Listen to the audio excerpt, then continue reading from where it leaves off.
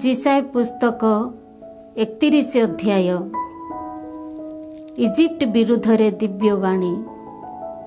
इस्राएल से पवित्रतम प्रति दृष्टि न उठाई और प्रभु को अभीष्ट संधान न करी साहाय्य भिक्षा करने सकाशे जो माने इजिप्ट यात्रा करती घटक मानक ठारे निर्भर करती रथ समूहर संख्या बहुलता उपर आस्था स्थापन करती और अश्वरोही मानक शक्तिर आश्रय नियंती सेमानकु धिक।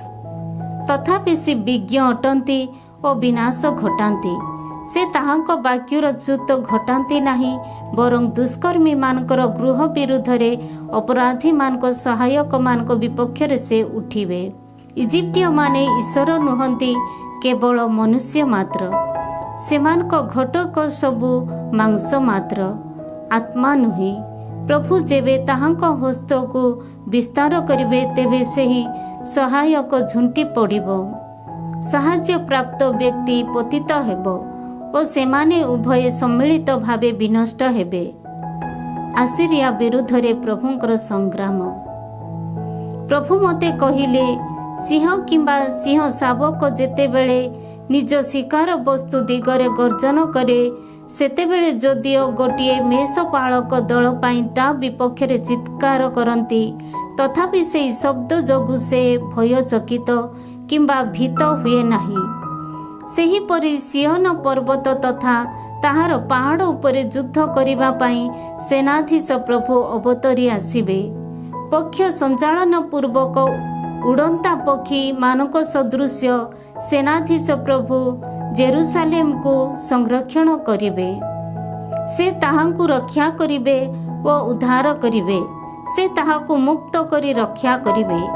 हे इस्राएल जनता घोर विद्रोह पूर्वक तुम्हें माने जहांक ठारू विमुख होइअछ ताहांक निकट को फेरी आस।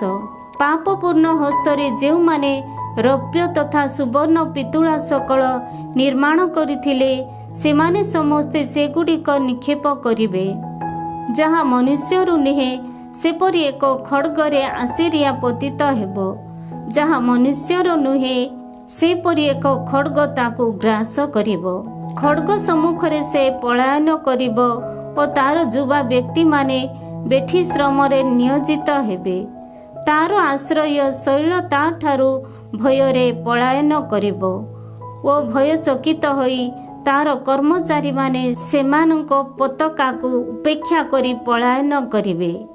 जे सियन रे अग्नि प्रज्वलित करती जेरुसालेम रे जहाँ को अग्निकुंड अवस्थित सेही प्रभु यह कहते। 32 अध्याय।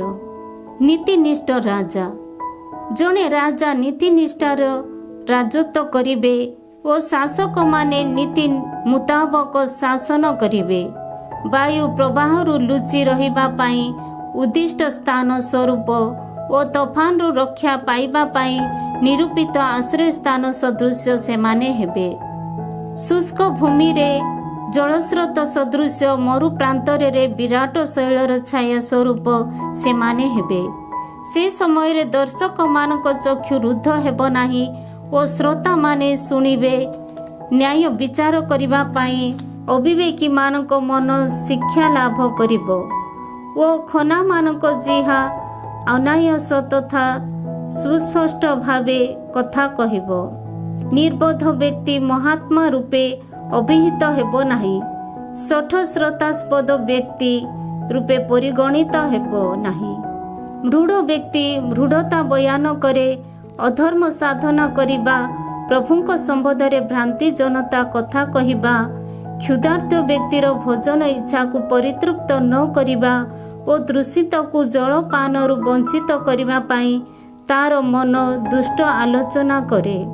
सठ व्यक्तिर सठता अनिष्टकर जदिओ हीन मानक जुक्ति न्याय संगत तथापि मिथ्या वचन द्वारा निर्धन मानक विनाश करिबा पाई प्रवंचक दुष्ट संकल्प परिकल्पना करे। किंतु जने कुलीन व्यक्ति महान विषय कल्पना करे वो से महान आचरण व्रती हुए। आलस्य परायण नारी मानकु चेतावनी।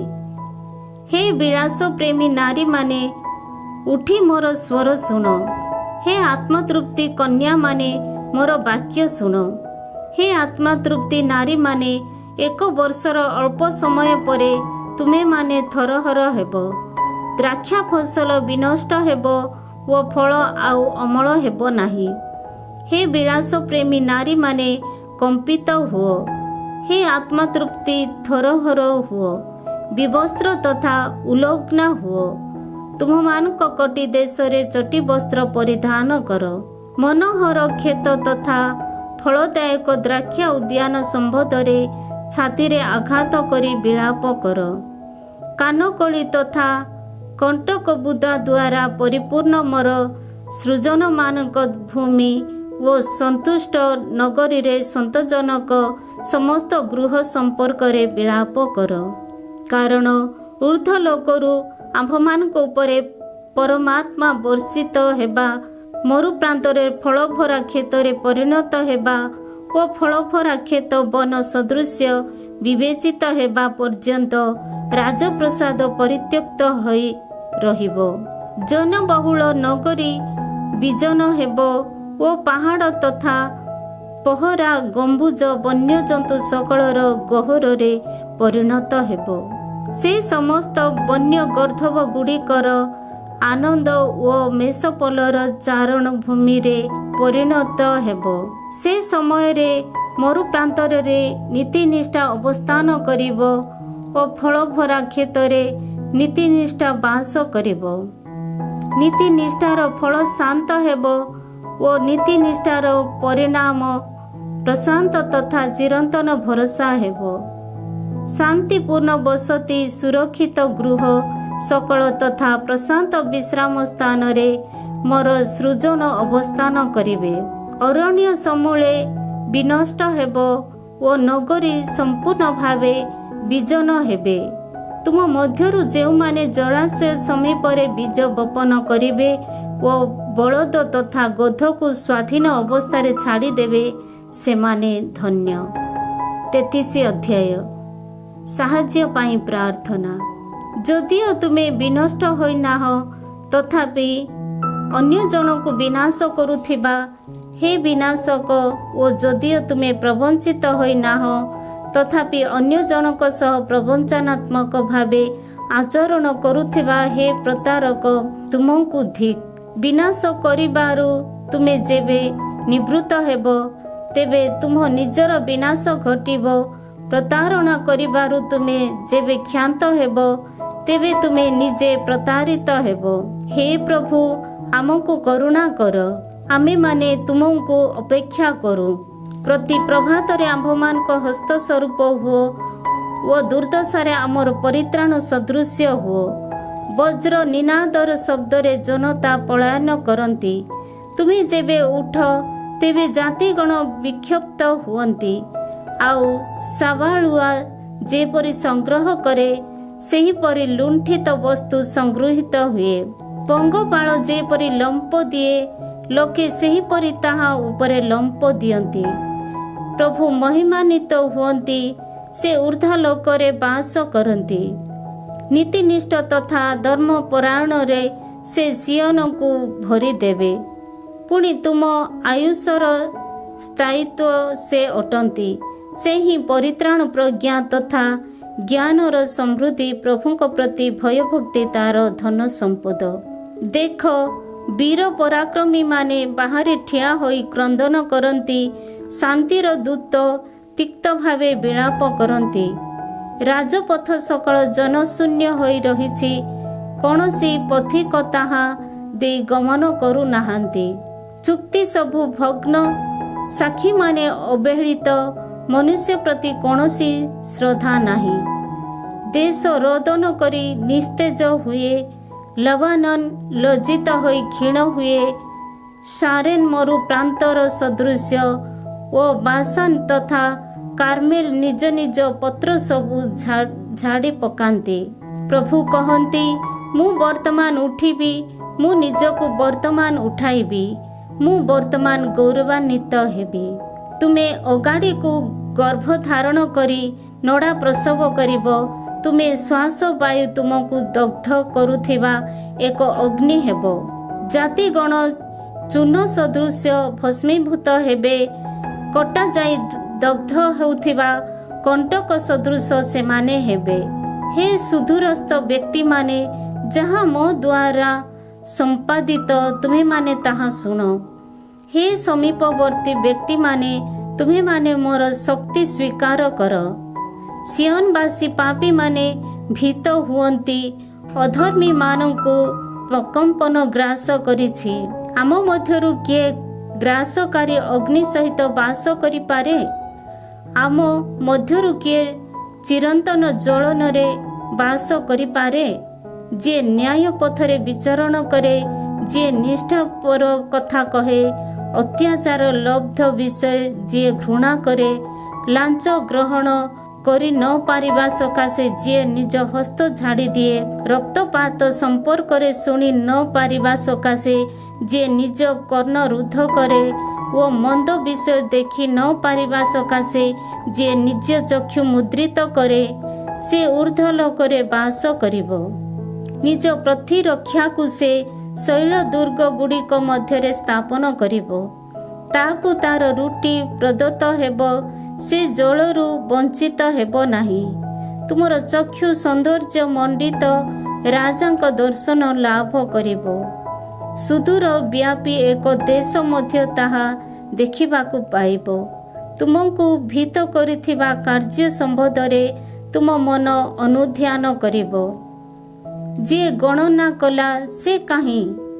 ଯିଏ ଖଜଣା ଓଜନ କଲା ସେ କାହିଁ? ଯିଏ ଗମ୍ଭୁଜ ସବୁ ଗଣନା କଲା ସେ କାହିଁ? ଯାହା ତୁମମାନଙ୍କୁ ତୁମ ପାଇଁ ଦୁର୍ଭାଗ୍ୟ ମଧ୍ୟ କଥା ଥିଲା ଓ ଯାହା ତୁମ ପାଇଁ ଅପରିଚିତ ଭାଷା ଥିଲା, ସେହିପରି ଯେଉଁମାନେ ଥଙ୍ଗେଇ ଥଙ୍ଗେଇ ବାର୍ତ୍ତାଳାପ କରିଥିଲେ, ସେହି ଉଦ୍ଧତ ଜାତିମାନଙ୍କୁ ତୁମେ ଆଉ କେବେ ହେଁ ଦେଖିବାକୁ ପାଇବ ନାହିଁ। ଯେଉଁଠାରେ ଆମର ନିର୍ଦ୍ଦିଷ୍ଟ ଉତ୍ସବ ସବୁ ପାଳିତ ହୁଏ, ସେହି ସିୟନ ପର୍ବତ ପ୍ରତି ଦୃଷ୍ଟିପାତ କର, ଯାହା ପ୍ରଶାନ୍ତ ବସତି ତଥା ଦୃଢ଼ ଶିବିର। ସେହି ଜେରୁସାଲେମକୁ ତୁମ ଚକ୍ଷୁ ଦେଖିବ। ତାହାର କିଣା ସକଳ ଆଦେ ଉପୁଡ଼ା ଯିବ ନାହିଁ, କିମ୍ବା ତାହାର କୌଣସି ରୋଜୁ ଛିଡ଼ିବ ନାହିଁ। ମାତ୍ର ପ୍ରତାପମୟ ପ୍ରଭୁ ଆମ ନିମନ୍ତେ ସେଠାରେ ରହିବେ। ଆହୁଲା ଯୁକ୍ତ କୌଣସି ନୌକା କିମ୍ବା କୌଣସି ଶକ୍ତିଶାଳୀ ଜାହାଜ ଅତିକ୍ରମ କରୁନଥିବା ପ୍ରଶସ୍ତ ନଦ ନଦୀ ତଥା ଜଳସ୍ରୋତ ବିଶିଷ୍ଟ ଏକ ସ୍ଥାନ ତାହା ହେବ। କାରଣ ପ୍ରଭୁ ଆମ୍ଭମାନଙ୍କ ନ୍ୟାୟାଧୀଶ, ପ୍ରଭୁ ଆମର ଶାସକ, ପ୍ରଭୁ ଆମର ରାଜା ଅଟନ୍ତି। ସେ ଆମ୍ଭମାନଙ୍କୁ ରକ୍ଷା କରିବେ। ତୁମ ପାଇଁ ରୋଜୁ ଢିଲା ହୋଇ ଝୁଲି ରହିଛି। ମାସ୍ତୁଲକୁ ତାହା ସ୍ଥାନରେ ଦୃଢ଼ ଭାବେ ଧରିବା ଓ ପାଲକୁ ବିସ୍ତୃତ କରି ରଖିବା ପାଇଁ ତାହା ଅକ୍ଷମ। ସେ ସମୟରେ ପ୍ରଚୁର ଶିକାର ତଥା ଲୁଣ୍ଠିତ ଦ୍ରବ୍ୟ ଭାଗ କରାଯିବ। ଏପରିକି ଛୋଟା ମଧ୍ୟ ଲୁଣ୍ଠିତ ବସ୍ତୁର ଏକ ଅଂଶ ପାଇବ। ସେଠାକାର ଲୋକମାନଙ୍କ ମଧ୍ୟରୁ କେହି କହିବ ନାହିଁ ଯେ ମୁଁ ପୀଡ଼ିତ। ସେଠାରେ ଯେଉଁମାନେ ବାସ କରନ୍ତି, ସେହି ଲୋକମାନଙ୍କ ଦୋଷ କ୍ଷମା କରାଯିବ। 34 ଅଧ୍ୟାୟ। ଏଦୋନର ବିନାଶ। ହେ ଜାତି ସକଳ, ଶୁଣିବା ପାଇଁ ସନ୍ନିକଟ ହୁଅ। ହେ ଜନତା ବୃନ୍ଦ, ଶୁଣ। ପୃଥିବୀ ତଥା ପୃଥିବୀବାସୀ, ସଂସାର ତଥା ସଂସାରରୁ ଉଦ୍ଭବ ସମସ୍ତେ ଶୁଣନ୍ତୁ। ସମସ୍ତ ଜାତି ବିରୁଦ୍ଧରେ ପ୍ରଭୁ କ୍ରୋଧାନ୍ୱିତ। ସେମାନଙ୍କର ସମସ୍ତ ସୈନ୍ୟବାହିନୀ ବିପକ୍ଷରେ ସେ କ୍ରୁଦ୍ଧ। ସେମାନଙ୍କୁ ସେ ବିନଷ୍ଟ କରିଅଛନ୍ତି। ନିହିତ ହେବା ପାଇଁ ସେ ସେମାନଙ୍କୁ ସମର୍ପଣ କରିଅଛନ୍ତି। ସେମାନଙ୍କର ନିହତ ବ୍ୟକ୍ତିମାନଙ୍କ ନିକ୍ଷିପ୍ତ କରାହେବେ। ପୁଣି ସେହି ମୃତ ଶରୀର ଗୁଡ଼ିକରୁ ଦୁର୍ଗନ୍ଧ ନିର୍ଗତ ହେବ। ପର୍ବତ ସମୂହ ମଧ୍ୟରେ ସେମାନଙ୍କ ରକ୍ତ ପ୍ରବାହିତ ହେବ। ଆକାଶମଣ୍ଡଳର ସମସ୍ତ ସୈନ୍ୟ କ୍ଷୟପ୍ରାପ୍ତ ହେବେ। ନିର୍ଘଣ୍ଟ ସଦୃଶ୍ୟ ଆକାଶମଣ୍ଡଳ ଘୋଡ଼ାଯିବ। ଦ୍ରାକ୍ଷାଲତା ତଥା ତିମିର ବୃକ୍ଷରୁ ପତ୍ର ସବୁ ଯେପରି ଝଡ଼ି ପଡ଼େ, ସେହିପରି ସେମାନଙ୍କ ସୈନ୍ୟବାହିନୀ ନିପତିତ ହେବେ। କାରଣ ପରିତୃପ୍ତ ହେବା ପର୍ଯ୍ୟନ୍ତ ମୋର ଖଡ଼୍ଗ ଆକାଶମଣ୍ଡଳରେ ପାନ କରିଅଛି। ଏଦୋମ ବିରୁଦ୍ଧରେ ଓ ଯେଉଁମାନଙ୍କୁ ବିନାଶ ପାଇଁ ମୁଁ ସ୍ଥିର କରିଛି, ସେହି ଜନତା ଉପରେ ଶାସ୍ତି ବିଧାନ କରିବା ପାଇଁ ତାହା ଅବତରି ଆସେ। ପ୍ରଭୁଙ୍କର ଗୋଟିଏ ଖଡ଼୍ଗ ଅଛି, ରକ୍ତ ପାନ କରି ତାହା ପରିତୃପ୍ତ, ମେଦ ଆହାର କରି ତାହା ହୃଷ୍ଟପୃଷ୍ଟ। ମେଷ ଶାବକ ତଥା ଛାଗମାନଙ୍କ ରକ୍ତ ପାନ କରି ପୁଂ ମେଷମାନଙ୍କ ବୃକାଚ୍ଛାଦିତ ମେଦ ଭୋଜନ କରି ତାହା ପରିତୃପ୍ତ। କାରଣ ବସ୍ରାରେ ପ୍ରଭୁଙ୍କର ଏକ ନୈବେଦ୍ୟ ଓ ଏଦୋମରେ ଏକ ମହାସଂହାର ହେବ। ସେମାନଙ୍କ ସହ ବନ୍ୟ ବଳଦ ସବୁ ଶକ୍ତିଶାଳୀ ବୃକ୍ଷବମାନଙ୍କ ସହିତ ଦାମୁଡ଼ି ସବୁ ପତିତ ହେବେ। ସେମାନଙ୍କ ଦେଶ ରକ୍ତରେ ସିକ୍ତ ହେବ ଓ ସେମାନଙ୍କ ଭୂମି ମେଦ ଦ୍ୱାରା ଉର୍ବର ହେବ। କାରଣ ଏହା ପ୍ରଭୁଙ୍କ ପ୍ରତିଶୋଧ ଦିନ, ଏହା ସିଓନ ସକାଶେ ପ୍ରତିଦାନର ବର୍ଷ ଅଟେ। ଏଦୋମର ଜଳସ୍ରୋତ ସବୁ ପିଚୁରେ ତାହାର ଭୂମି ଗନ୍ଧ କରେ ଓ ତାହାର ଦେଶ ଜ୍ୱଳନ୍ତ ପ୍ରଚୁରେ ପରିଣତ ହେବ। ଅହୋରାତ୍ର ତାହା ନିର୍ବାପିତ ହେବ ନାହିଁ ଓ ତାହାର ଧୂମ ଚିରକାଳ ବ୍ୟାପୀ ଉତ୍ଥିତ ହେବ। ବଂଶାନୁକ୍ରମେ ତାହା ବିଜନ ହୋଇ ରହିବ, ଚିରକାଳ ବ୍ୟାପୀ ତାହା କେବେ ତାହା ମଧ୍ୟ ଦେଇ ଯାତ୍ରା କରିବ ନାହିଁ।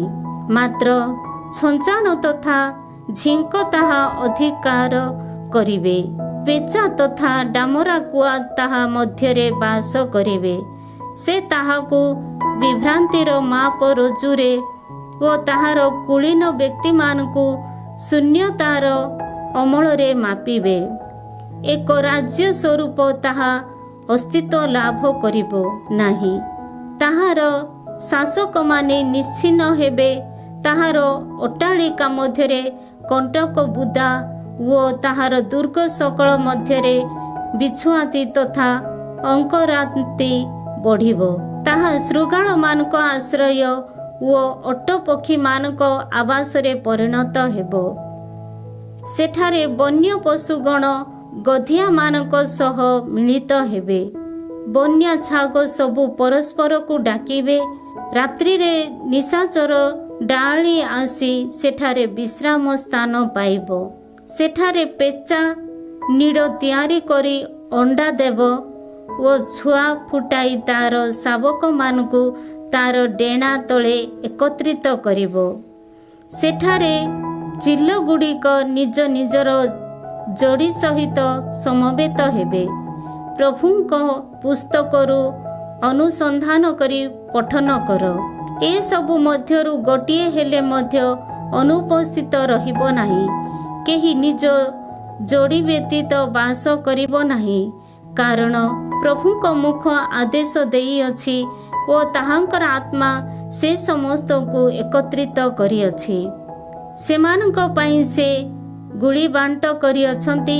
ତାହାକୁ ରୋଜୁ ଦ୍ୱାରା ମାପ ତଥା ବିଭାଜନ କରି ତାହାଙ୍କର ହସ୍ତ ତାହା ସେମାନଙ୍କୁ ଦେଖାଇଅଛନ୍ତି। ଚିରକାଳ ବ୍ୟାପୀ ସେମାନେ ସେ ସମସ୍ତ ତାହା ଅଧିକାର କରିବେ। ସେ ସମସ୍ତ ବଂଶାନୁକ୍ରମେ ତନ୍ମଧ୍ୟରେ ବାସ କରିବେ।